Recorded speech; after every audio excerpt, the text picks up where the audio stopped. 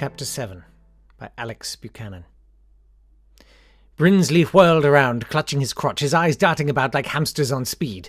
"Operation Yew-Tree! They've found me at last!" he cried, before pausing and listening more intently. "No, wait, that's a different alarm. This one's even worse. I'm about to miss EastEnders." With that, he thrust the warm and oddly damp pile of keys into my chest and dashed off down the corridor. As he skittered along, his parting words drifted back towards me. "Amuse yourself for half an hour, dear boy. I have a date with the delectable Ian Beale. And whatever you do, stay out of the room with..." But his final words were lost to the wind. I stood there for a moment, frozen. What to do now, I wondered. Part of me wanted nothing more than to unlock that dreaded portal and gaze upon the loveliness within, while another screamed at me to run from this cursed place as fast as my legs could carry me. A third part of me was trying to remember the lyrics to "Oh Gino" by Dexy's Midnight Runners. Gino...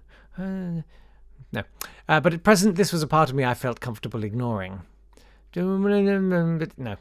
Although, come to think of it, what was a rock-steady rub anyway? Yes! Whoa, Gino! Anyway, never mind. Leave it! I pulled myself together and turned to the door.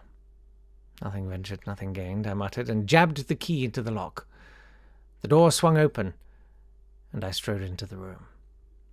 Inside, I found myself in a vast lounge, decorated in the classic Regency style, that is, if you discounted the beanbag chairs, shag pile carpets, and SpongeBob SquarePants wallpaper. Directly ahead of me was a huge fireplace, a roaring blaze within it, filling the room with warmth, light, and a strange, pungent, herbal smell. Positioned in front of the fire, back towards me, was a gigantic purple chaise longue, piled high with blankets. Assuming it was empty, I walked towards it, intending to sit and warm myself for a moment while pondering what my next move would be. However, when I was only a few feet from it, I froze. A thin, impossibly pale arm had risen languorously from beneath the covers, attached to a thin, impossibly pale hand which slowly beckoned me forward as a voice like treacle. Specifically, Brendan and Cole's organic handmade treacle, £3.99 a jar in all good stores. See link in podcast notes. Assailed my ears. Brinsley, darling. Is that you? It's been so long." "Sorry, not him," I replied, and immediately a head shot up from the sofa.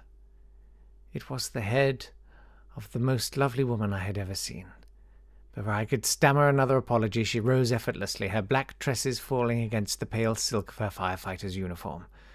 She came towards me, almost gliding across the floor, her mouth forming into a smile more crooked than a Murdoch family reunion. Then she spoke. "Whatever can I do for you, Mr. Neil?" I said. "Oh, aren't you forward?" she giggled, dropping to her knees right in front of me. No, my name is Neil," I cried, leaping backwards in a half-crouch. "That's a shame," she smiled and rose. "Has the master sent you to play with us?" "Of course not. I'm just here to assess his lovely things, that's all." "And what do you mean, us?" "You are here for us," whispered another voice right by my ear. I jerked around and saw an equally lovely woman. "For we are lovely, are we not?" A third voice came from my other side. As I spun back, I saw more figures converging on me from all corners of the room. "Assess us! Assess us!" they cried in unison. And as they closed in around me, my vision went giddy, and then the world faded into darkness.